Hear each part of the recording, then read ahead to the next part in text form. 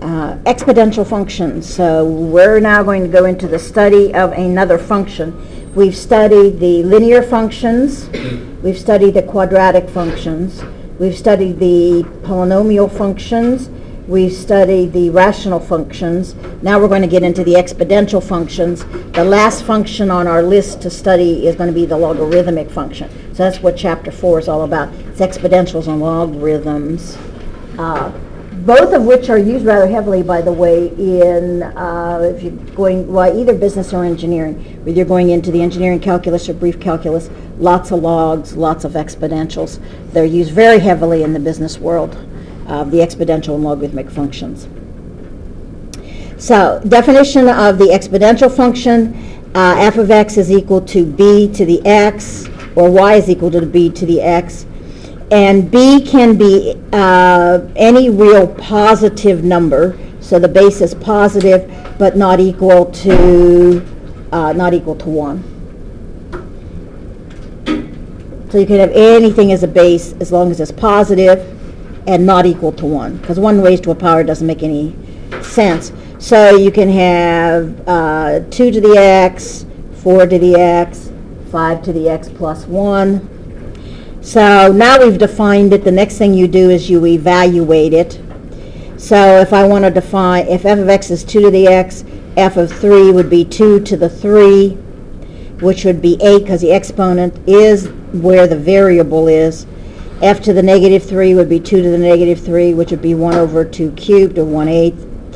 F of 0.5 would be 2 to the 0.5. That's really the square root of 2, which is 1.1414. And using your calculator, and most of you, and I'll clear that out. Of course, if I wanted to find 2 to the 1.5, it would be 2 raised to the, and then you just put in 1.5, enter, and that would be approximately 2.828. So that would be approximately 2.828. To as many decimal places as you need to use. A number which is used very, very frequently is E. E is a number like pi, and it's 2.1718281.827 ... Most of the time we approximate it by either 2.7 or 2.72. If I'm graphing, you can approximate it by 2.7, mainly because of the standpoint that our graph paper, our pen is wider than getting something really, really fine. So 2.7 would be more than adequate if you didn't want to use E. E on your calculator is above natural log. You saw natural log hopefully in introductory or intermediate algebra, and that's above ln. You'll see e to the x, and that comes off of the second key, second e to the, just put in the number you want. In this case, the example is 12.5691, and then you just hit enter, and then that's the number. You're going to find, by the way, that when you're dealing with exponential functions, they get big very fast.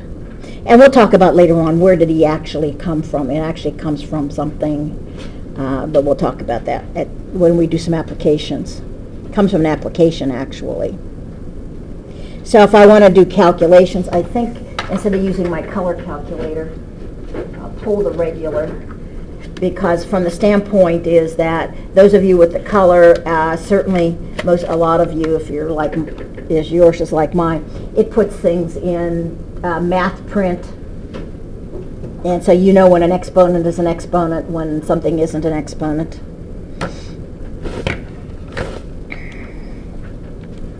So if I wanted to find 5 to the 1.7, I do 5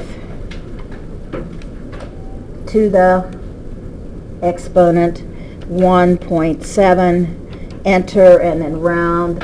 I will round it to let's see, did it say where to round it to? No, don't care. 2 places, 3 places. 1.5426. So 15.426.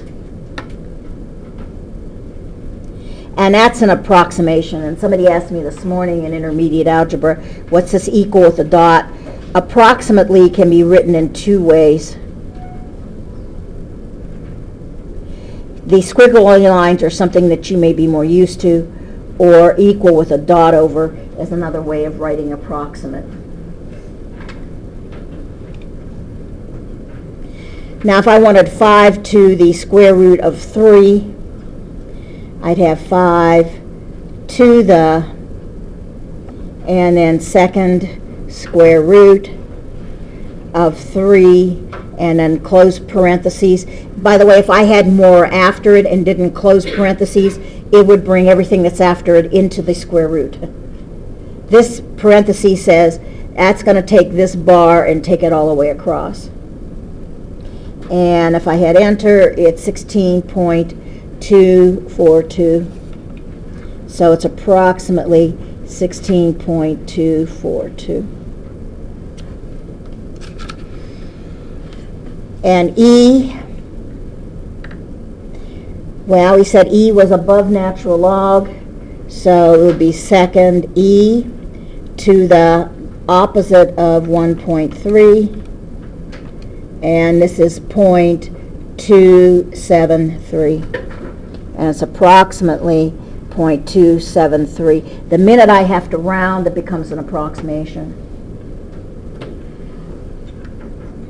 Same thing, E to the 2.1. Now remember, we do have the capability of deep recall. I can just say I've already used D, do second enter, brings it back, and then I can just change this to 2.1. Don't need the 3 anymore, delete it, and I'm in the same place, 8.166. So it's approximately 8.166. I'll always put it to the thousands. Whatever it tells you to. The other thing, if it's dollars and cents, it would be the hundredths. If it's something that is extremely important and you were doing some kind of an estimate about what would be the size of the beam that you would need to, or the weight that you would need, something would need to carry, you might want to take it out to a larger number of decimal places.